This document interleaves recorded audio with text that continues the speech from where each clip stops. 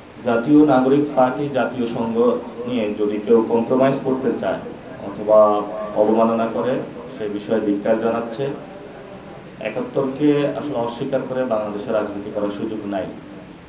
৭১ আমাদের ভিত্তিমূল, আমরা ২৪-এ সেটা রিক্লেম করেছি এবং এই ভিত্তিমূল আমাদের থাকতে হবে।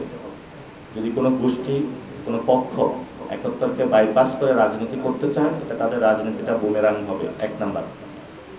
২ নাম্বার বিষয় হলো, আমরা যে আমাদের সোনার বাংলা বা গোল্ডেন বাংলা বলে থাকি, আমাদের সেই কাঙ্ক্ষিত বাংলা কিন্তু আমরা এখনো পাইনি।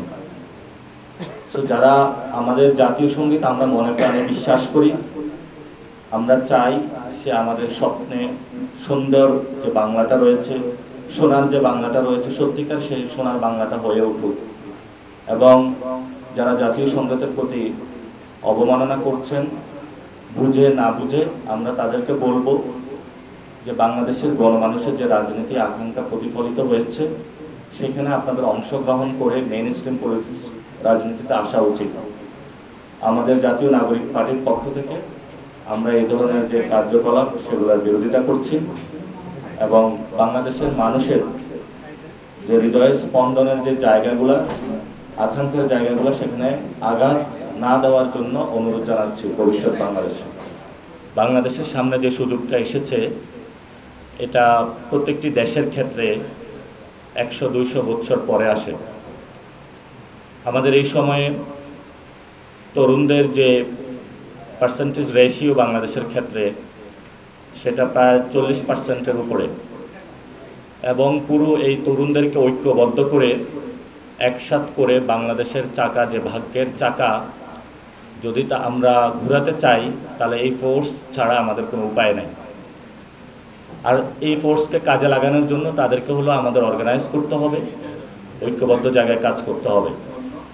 আমাদের জাতীয় নাগরিক পার্টির একটি গুরুত্বপূর্ণ অঙ্গ সংগঠন জাতীয় যুব শক্তি আত্মপ্রকাশ করতে যাচ্ছে আজকে থেকে।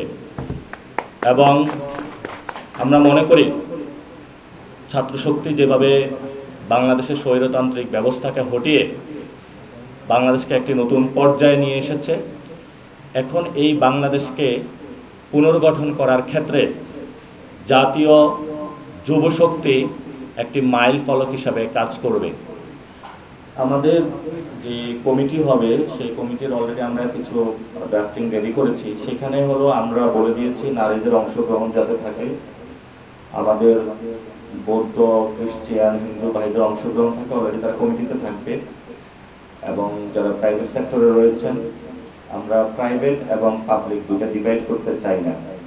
যারা প্রাইভেটে পড়াশোনা করে তারাও ছাত্র, যারা পাবলিকে পড়াশোনা করে তারাও ছাত্র।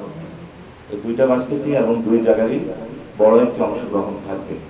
এবং আমরা মনে করি সবচেয়ে আমাদের যতগুলো অঙ্গ সংগঠন বা সহযোগী সংগঠন, সবচেয়ে বেশি রিপ্রেজেন্টেশনটা যুব সংগঠনে থাকবে। এবং যুব সংগঠনের মূল একটা ফোকাসিং জায়গায় হবে প্রাইভেট সেক্টর এবং প্রাইভেট ইউনিভার্সিটি। ধন্যবাদ।